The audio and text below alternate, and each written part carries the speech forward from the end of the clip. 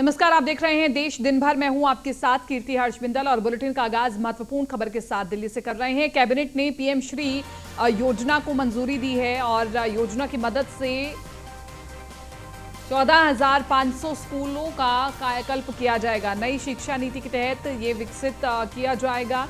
Model school की तर्ज पर स्कूल विकसित होंगे। शिक्षक दिवस पर प्रधानमंत्री नरेंद्र मोदी ने ऐलान किया था, देश को बेहतर शिक्षा मुहैया कराना है प्राथमिकता।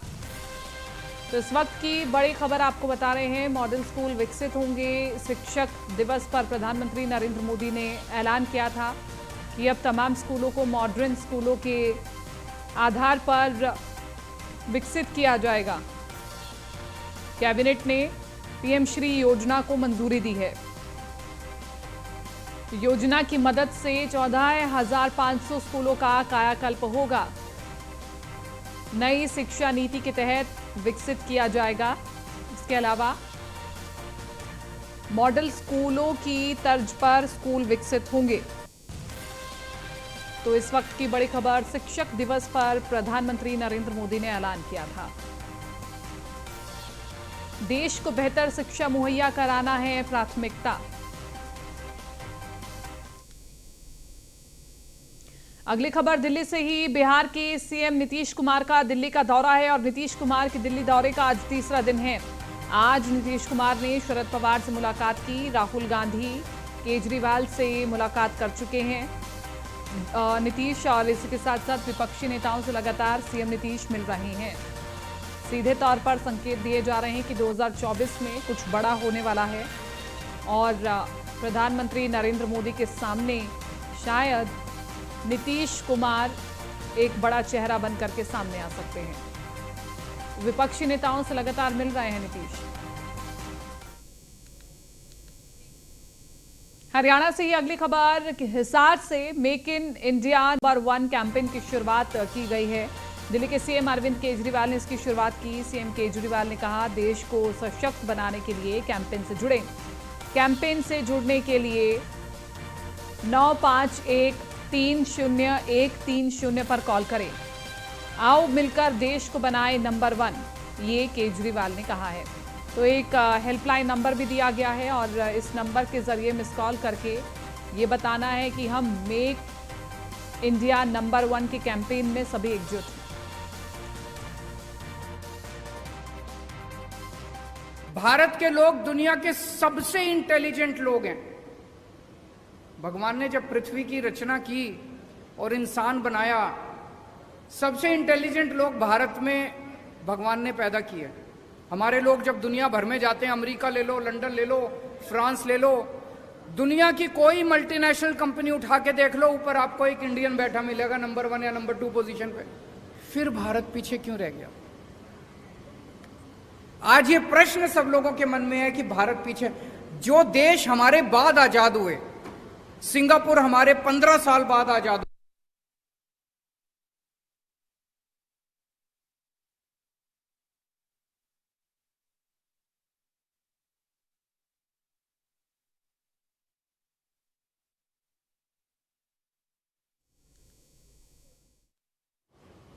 आज हमसे आगे निकल गया। हमारा सिस्टम खराब है। पिछले 75 साल के अंदर इन पार्टियों और इन नेताओं ने मिलके हमारे देश के अंदर केवल राजनीति की है, गंदी राजनीति की है। अगर 130 करोड़ लोग एक साथ इकट्ठे हो जाएं तो भारत को दुनिया का नंबर 1 देश बनने से कोई नहीं रोक सकता। उत्तराखंड बीजेपी के कद्दावर नेता और पूर्व सीएम रह चुके त्रिवेंद्र सिंह रावत ने दिल्ली में जेपी नड्डा से मुलाकात की। इस दौरान कई अहम मुद्दों पर चर्चा की गई। मैंने उनसे अनुरोध किया था कि मुझे आपसे मिलने आना है, तो उन्होंने आज मुझे अब समय दिया था। और सामान्य वैसे तो सामान्यतः शिष्टाचार भेंट थी, लेकिन स्वाभाविक रूप से पूर्व मुख्यमंत्री होने के नाते, सीनियर लीडर होने के नाते, वहाँ की जो हमारी सरकार है, तमाम जो उन विषयों पर वहाँ पर बातचीत उनसे हुई है। एक सामान्य जानकारी जिसको कहना चाहिए कि क्या क्या हो रहा है, क्या स्थिति है। जिला पंचायत हरिद्वार के चुनाव हैं, तो पंचायत के चुनाव के बारे में उनसे बातचीत हुई है। उस समय की भर्तियाँ नहीं हैं वैसे, लेकिन ये विषय क्योंकि राज्य स्तर का विषय है तो इन विषयों पर कोई बातचीत माननीय अध्यक्ष से नहीं हुई है। संगठनात्मक बातें हुई हैं, इसलिए मैंने राजनीतिक फंडिंग पर देश भर में इनकम टैक्स की रेड देखने को मिल रही है। आरोपियों के खिलाफ इनकम टैक्स की सबसे बड़ी कार्रवाई मानी जा रही है। उत्तर प्रदेश, उत्तराखंड समेत कई राज्यों में छापेमारी हो रही है। देश भर में करीब 100 ठिकानों पर एक साथ आईटी की रेड देखने को मिल रही है। उत्तर प्रदेश के 24 से ज्यादा ठिकानों पर आईटी की रेड जारी है। हुसैनगंज में गोपाल राय के घर पर आईटी की रेड पड़ी। एनजीओ बनाकर ब्लैक मनी को व्हाइट करने का आरोप लगा है। राजनीतिक दल के नाम पर चंदे का आरोप भी लगा है और अखिलेश यादव के करीबी रहे गोपाल राय पर शिकंजा कसा गया। कानपुर में बसपा के पूर्व नेता के घर पहुंची आयकर टीम। चुनाव में चंदे के मामले में आयकर टीमें पड़ताल कर रही हैं। इस नेता का एनएचआरएम घोटाले में भी नाम आया था। काकादेव में एक अधिवक्ता के घर में भी पड़ताल चल रही है। छत्तीसगढ़, गोवा, राजस्थान, एमपी, गुजरात में भी रेड पड़ी है। तो आज देश भर के कई राज्यों में आईटी की रेड देखने को मिली। राजनीतिक फंडिंग पर एक्शन की तैयारी में दिखाई दे रही है आईटी। केंद्रीय लोक शिकायत एवं जांच संस्थान के नेशनल चेयरमैन हैं ये। कौन से मामलों में हो रही है छापेमारी? तो हमें पता नहीं, हम तो आए हैं, पता चला है। अब अंदर जाएं तो पता चला। ये राष्ट्रीय क्रांतिकारी समाजवादी पार्टी के राष्ट्रीय अध्यक्ष हैं श्री गोपाल। ये यहाँ रहने आए थे क्योंकि हम तो यहाँ 90 साल से मेरे बाबा पापा सब रहे हैं, लेकिन ये व्यक्ति अभी कुछ मुश्किल 2010-9 से ये यहाँ रह रहे हैं। तो आप आरोप लगा रही है मकान आपका है? नहीं, ये नहीं। मेरा घर अंदर है, एक छोटा पोर्शन है जो विवादित भवन है जिसका केस चल रहा है, उसको भी इन्होंने कब्जे में ले रखा है ये बता के कि मैंने खरीद लिया। मेरा घर का केस चल रहा है जिसको इन्होंने कब्जा कर रखा है। पुलिस में रिपोर्ट दी, डीजीपी को दिया, मुख्यमंत्री के आवास पर भी दिया, जिसकी एप्लीकेशन नंबर मैं दे सकती हूँ, पोर्टल पे मैंने एप्लीकेशन दी। ये गोपाल राय के घर पर इनकम टैक्स डिपार्टमेंट की रेड पड़ी है। एक मैडम यहाँ पर पहुंची है। मैडम ने गोपाल राय के ऊपर कई गंभीर आरोप लगाए हैं। मैडम, क्या मामला है आपका? गोपाल, मेरे विवादित भवन को ये अपना खरीदा बता के कब्जा करे हुए हैं अपनी नेता नगरी के आड़ में। ये जो मकान है नहीं, ये नहीं, अंदर है, गली में अंदर। मेरा घर अंदर है, इस घर से मेरा कोई लेना देना नहीं। कितने दिन से कब्जा किए हुए हैं? ये जो हमारी अपोजिट पार्टी का साथ तो ये 5-6 सालों से दे रहे हैं, पर 2018 से खरीदा बता रहे हैं, जबकि ये केस हमारा 90 साल पुराना है और 2010 से दोबारा चल रहा है। कमीशन हो चुका है घर का। इनका कहना है कि गोपाल राय ने इनके घर पे जबरन कब्जा किया है और अब जब ये खाली कराने के लिए वहाँ पहुँचती हैं तो गोपाल राय दावा करते हैं कि उन्होंने ये मकान खरीद लिया है। वीडियो जर्नलिस्ट रघुनाथ सोनी के साथ Nilesh Chauhan, news 1 India, Lucknow. Income tax department की एक साथ 53 जगहों पर छापेमारी चल रही है। यूपी की बात करें तो यूपी में लखनऊ में छापेमारी चल रही है, जहां पर आप देख सकते हैं ये वो घर है गोपाल राय का, जहां पर छापेमारी चल रही है। इनके ऊपर आरोप है कि पहले इन्होंने एनजीओ बनाया, एनजीओ के थ्रू एक पार्टी खड़ी की और उस पार्टी में फंड के नाम पर तमाम जो पैसा था उसको ब्लैक को व्हाइट करने का काम किया गया है। कहीं ना कहीं गोपाल राय की अगर बात की जाए तो समाजवादी पार्टी के राष्ट्रीय अध्यक्ष अखिलेश यादव के बेहद करीबी माने जाते हैं। साथ ही साथ आप देख सकते हैं कि तमाम जो एनजीओ है, पार्टी है, उसके बोर्ड भी यहाँ पर लगाए गए। केंद्रीय लोक शिकायत एवं जांच संस्थान एक संस्था है। उसके अलावा दूसरी तरफ अपने सहयोगी से कहूँगा कि तस्वीरें दिखाएं कि औद्योगिक एवं प्राविधिक शिक्षा परिषद उत्तर प्रदेश का भी इन्होंने कार्यालय बना रखा है। और तीसरी ओर अगर बात करें तो नेशनल फेडरेशन ऑफ ब्लाइंड, ये एक संस्था बनाई गई। उसके ऊपर अगर हम जाते हैं तो अखिल भारतीय गौरक्षा परिषद का भी कार्यालय इनके द्वारा बनाया गया है। तो इस तरीके से आधा दर्जन एनजीओ बनाकर जो तमाम लोगों का ब्लैक मनी थी उसको वाइट करने का आरोप जो है गोपाल राय के ऊपर लगे, जिसके बाद आज इनकम टैक्स डिपार्टमेंट की रेड पड़ी है। उसके अलावा अगर हम देश भर की बात करें तो उत्तर प्रदेश, हरियाणा, राजस्थान समेत तमाम जगहों पर एक साथ इनकम टैक्स डिपार्टमेंट की छापेमारी चल रही है। अब देखना होगा कि जब छापेमारी खत्म होती है तो गोपाल राय के घर से इनकम टैक्स डिपार्टमेंट के अधिकारियों के हाथ क्या कुछ दस्तावेज, क्या कुछ अहम जानकारियां लगती हैं। वीडियो जर्नलिस्ट अमित साहनी के साथ नीलेश चौहान, न्यूज़ 1 इंडिया, लखनऊ। तो देश भर में एक साथ करीब 100 ठिकानों पर छापेमारी की गई। इनकम टैक्स विभाग की बड़ी कार्रवाई जो चल रही है उसमें आज जो कुछ हुआ वो हम आपको बता रहे हैं। यूपी के 24 से ज्यादा ठिकानों पर आईटी की रेड पड़ी है। इसके अलावा आपको बताते चले हुसैनगंज में आप नेता गोपाल राय के यहाँ आईटी की रेड पड़ी और मिड डे मील में कमाई, पॉलिटिकल फंडिंग में टैक्स चोरी और शराब घोटालों के सिलसिले में रेड ये पड़ी है। राजनीतिक दल के नाम पर चंदे इकट्ठा करने को लेकर के ये रेड बताई जा रही है। छत्तीसगढ़, गोवा, राजस्थान, मध्य प्रदेश, गुजरात में भी रेड पड़ी है। इसके अलावा मिड डे मील में कमाई, पॉलिटिकल फंडिंग में टैक्स चोरी और शराब घोटाले के सिलसिले में रेड पड़ी है। और राजस्थान और महाराष्ट्र में मिड डे मील मामले में एक्शन भी हुआ है। इसके अलावा जयपुर में राजस्थान के गृह राज्य मंत्री राजेंद्र यादव की पार्टनरशिप वाली फैक्ट्री पर भी छापा पड़ा है। मंत्री राजेंद्र यादव और उनके रिश्तेदारों की 53 से ज्यादा जगहों पर इनकम टैक्स की रेड पड़ी है। और छत्तीसगढ़ के रायगढ़ में कारोबारी के घर पर भी इनकम टैक्स की कार्रवाई देखने को मिली है।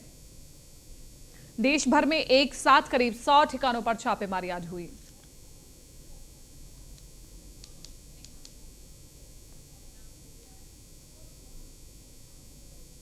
जिस राजपथ से गणतंत्र दिवस परेड का आगाज होता है और उससे खास सड़क कौन सी हो सकती है, और इस नाम को सुन सुन करके आजाद भारत की कई पीढ़ियां बड़ी हुई हैं। कभी किंग्स वे के नाम से जाना जाने वाला राजपथ को अब कर्तव्य पथ कहा जाएगा। केंद्र की मोदी सरकार ने राजपथ का नाम बदलते हुए कर्तव्य पथ कर दिया है। नेताजी सुभाष चंद्र बोस की प्रतिमा से लेकर के राष्ट्रपति भवन तक के पूरे हिस्से को अब कर्तव्य पथ के रूप में जाना जाएगा। जिस राजपथ से गणतंत्र दिवस परेड का आगाज होता हो, उससे खास सड़क कौन सी हो सकती है? इस नाम को सुन सुनकर आजाद भारत की कई पीढ़ियां बड़ी हुई हैं। कभी किंग्सवे के नाम से जाने जाने वाला राजपथ को अब कर्तव्य पथ कहा जाएगा। केंद्र की मोदी सरकार ने राजपथ का नाम बदलते हुए कर्तव्य पथ कर दिया है। नेताजी सुभाष चंद्र बोस की प्रतिमा से लेकर राष्ट्रपति भवन तक के पूरे हिस्से को अब कर्तव्य पथ के रूप में जाना जाएगा। ब्रेक के बाद रुक कर रहे हैं अगली खबर का। सेंट्रल विस्टा एवेन्यू प्रोजेक्ट पूरा हो गया है और विजय चौक से इंडिया गेट तक 3 किलोमीटर लंबा राजपथ कई सुविधाओं के साथ तैयार किया गया है। इसे करीब 20 महीने बाद अब खोला जाएगा। यहां 3,20,000 स्क्वायर मीटर ग्रीन एरिया है। लोगों के टहलने के लिए 16.5 किलोमीटर के रास्ते को तैयार किया गया है। यहां घूमने आने वाले लोग शॉपिंग कर सके, इसके लिए 5 वेंडिंग जोन होंगे। हर जोन में 40-40 वेंडर होंगे। वहीं पैदल चलने वालों के लिए खास इंतजाम किए गए हैं। राजपथ को अब कर्तव्य पथ के नाम से जाना जाएगा और इस वक्त हम इंडिया गेट के ठीक सामने मौजूद हैं और ये वो आपको पिकनिक स्पॉट देखने को मिल रहा है। महीनों से ये पिकनिक स्पॉट बंद था, यानी कि आम जनता को यहाँ पे जाने की इजाज़त नहीं थी। जल्द ही यानी कल ये इसे खोल दिया जाएगा और यहाँ पे आम जनता भी जा सकती है। इसके अलावा आप थोड़ी सी नज़दीक नज़र डालेंगे तो इंडिया गेट के सामने तमाम तैयारियां की गई है, क्योंकि जैसे ही प्रधानमंत्री सेंट्रल विस्टा प्रोजेक्ट के एक खंड का कल उद्घाटन करेंगे, उसके बाद अलग अलग तरीके के कल कार्यक्रम यहां पे रखे गए हैं। इसके पीछे हम आपको दिखाएं, ये वो रोड है जो कि इंडिया गेट से निकलकर सीधे तौर पे राष्ट्रपति भवन तक जाता है और इसको पहले राजपथ कहा जाता था। और यहाँ पे आप देखिए किस तरीके की अलग अलग तैयारी की गई है। नए तरीके से यहाँ पे फूड स्टॉल लगाए गए हैं, पार्किंग की व्यवस्था की जाएगी। इसके अलावा 24 घंटे उसकी सिक्योरिटी भी यहाँ पे दी जाएगी। और यहाँ पे आप लाइट देखेंगे तो लाइट्स भी अलग तरीके की लगाई गई हैं और 133 से ज़्यादा यहाँ पे लाइटें लगाई गई हैं। और सबसे बड़ी बात है कि एवेन्यू में पार्किंग 1 से 2 महीने के लिए फ्री रहेंगी। और इसके अलावा आप देखिए किस तरीके से यहाँ पे LED लाइट्स लगाई गई हैं। और करीब पार्किंग की अगर हम बात करें तो करीब 1125 कारों और 40 बसों की पार्किंग यहाँ की जा सकती है। नहरों को यहाँ पे साफ किया गया है। इसके अलावा पैदल चलने वालों के लिए 16 से ज़्यादा पुल बनाए गए हैं। यहाँ पे बोटिंग भी लोग कर सकते हैं। वॉकवे के साइड में बोल्डर और चेन्स भी यहाँ पे बदले गए हैं। यहाँ पे आप साफ तौर पे देखिए और किस तरीके से यहाँ पे पूरी तस्वीर आपको देखने को मिल रही है, क्योंकि यहाँ पे पहले जो लाल मिट्टी हुआ करती थी और यहाँ पे अब खूबसूरत तरीके से अलग अलग किस्म के जो पत्थर हैं वो लगाए गए हैं और यहाँ पे चेन को बदला गया है। नई चेन आपको देखने को मिल रहे हैं, नए तरीके से पिलर्स आपको देखने को मिल रहे हैं, सुरक्षा की व्यवस्था है। और साफ तौर पे देखिए पूरा नज़ारा यहाँ पे बदल चुका है। और यहाँ से यानी कि राष्ट्रपति भवन से लेकर इंडिया गेट तक और इंडिया गेट से लेकर राष्ट्रपति भवन तक करीब करीब 3 किलोमीटर का रास्ता। और यहाँ ये अब राजपथ नहीं बल्कि कर्तव्य पथ के नाम से जाना जाएगा। सिक्योरिटी की जो व्यवस्था है आमतौर पे यहाँ पे सख्त रहती है। और यहाँ पे पीछे देखेंगे किस तरीके से यहाँ पे सुरक्षा बल के जवान अभी भी लगे हुए हैं, लेकिन और भी सुरक्षा चाक चौबंद की जाएगी। और जिस तरीके से कल के लिए भी तैयारी की गई है, पूरी तरीके से इस कर्तव्य पथ को सजाया जाएगा और पर्यटकों की दृष्टि से खासा ध्यान रखा गया है कि उन्हें किसी भी तरीके से असुविधा ना हो। इसके लिए अलग अलग जगहों पे शॉपिंग की अगर हम बात करें वो व्यवस्था की गई है, यानी अगर कोई पर्यटक आता है तो उसे कुछ खरीदना है वो भी खरीद सकता है। इसके अलावा पार्किंग की व्यवस्था की गई है, पानी की व्यवस्था की गई है, बोटिंग की व्यवस्था की गई है, अलग अलग तरीके की व्यवस्थाएं की गई। करीब 20 महीने बाद इस पूरे एरिया को खोला जाएगा, तो निश्चित तौर पे भारत के लिए भारत एक बड़ा कदम कहीं ना कहीं भारत ने उठाया है, क्योंकि जब जो पहले जो राजपथ नाम रखा गया था अंग्रेजों के शासनकाल में, किंग्सवे नाम रखा गया, उसको बदलकर अब कर्तव्य पथ ये पूरा रोड होने जा रहा है। विजय हिमांशु के साथ पीयूष तिवारी, नई दिल्ली। महाराष्ट्र में जून में सत्ता पलट के बाद शिवसेना पार्टी पर कब्जे की जंग जारी है। ये मामला चुनाव आयोग के विचाराधीन है, लेकिन असली शिवसेना का सवाल सुप्रीम कोर्ट पहुंच चुका है। शीर्ष अदालत ने आज कहा है कि वो मामले में 27 सितंबर पर आगे विचार करेगी। महाराष्ट्र के सीएम एकनाथ शिंदे के नेतृत्व वाले गुट ने खुद को असली शिवसेना होने का दावा किया है। इसे लेकर चुनाव आयोग ने पार्टी के नेताओं, गुटों से जवाब मांगे हैं। इसी मामले में सुप्रीम कोर्ट ने आज संक्षिप्त सुनवाई भी की। इसके बाद कोर्ट ने कहा कि वो शिवसेना पर शिंदे या उद्धव ठाकरे गुट में से किसके असली होने के दावों को लेकर चुनाव आयोग को आगे विचार करना चाहिए या नहीं, इस पर 27 सितंबर को विचार करेगी।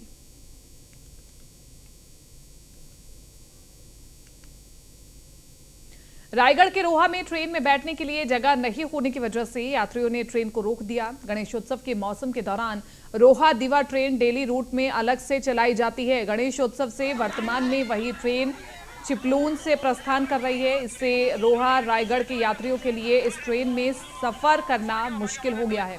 रोहा दीवा मेमो ट्रेन से गुस्साए यात्रियों ने रोक दिया।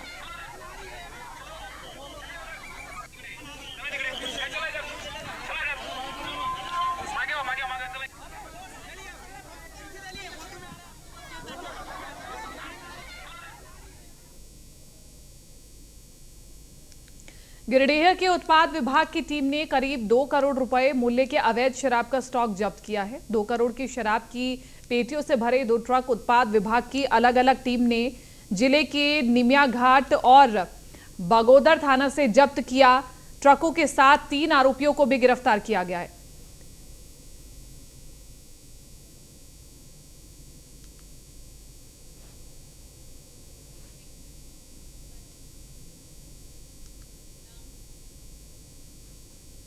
रोहतास जिले से पूर्व मंत्री जय कुमार सिंह ने भाजपा पर जमकर निशाना साधा है। पूर्व मंत्री जय कुमार सिंह ने सासाराम में जदयू कार्यकर्ता सम्मेलन के दौरान कहा कि भाजपा भीतर घात की राजनीति कर जदयू को समाप्त करने में लगी हुई थी, लेकिन बिहार के सीएम नीतीश कुमार के आगे भाजपा की एक न चली। बिहार के सीएम नीतीश कुमार को अब जनता देश स्तर पर राजनीति करते हुए देखना चाहती है।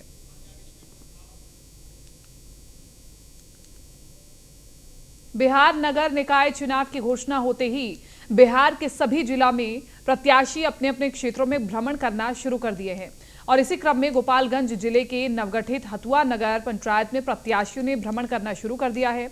हथुआ नगर पंचायत के भावी अध्यक्ष प्रत्याशी अनिल पांडे ने आज हथुआ बाजार, बड़ा कोयरवाली, मच्छागर समेत कई गांवों का भ्रमण किया।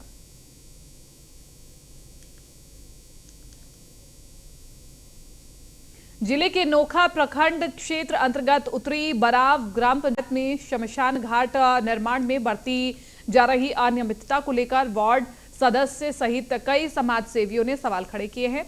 वार्ड सदस्य सुजीत पासवान ने बताया कि उत्तरी बराव पंचायत के वार्ड 4 में शमशान घाट का निर्माण कराया जा रहा है।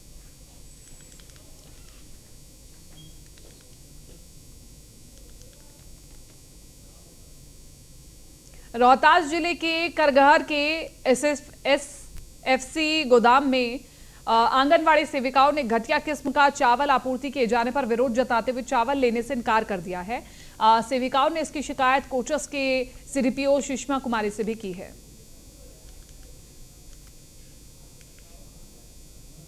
रोहतास के डीएम धर्मेंद्र कुमार काम करने के अपने अनोखे अंदाज के लिए जाने जाते हैं। कभी हर घर नल का जल योजना की जांच करने के लिए 32 फीट ऊंची टैंकी पर चढ़ जाते हैं, तो कभी ग्रामीणों की समस्या जानने के लिए रात्रि में गांव में रुक जाते हैं। डीएम धर्मेंद्र कुमार अचानक रोहतास जिले के सुदूरवर्ती गांव रोहतासगढ़ पंचायत के एक सरकारी स्कूल में पहुंच गए। फिलहाल देश दिन भर में मेरे साथ इतना ही, लेकिन आप बने रहिए न्यूज़ 1 इंडिया के साथ।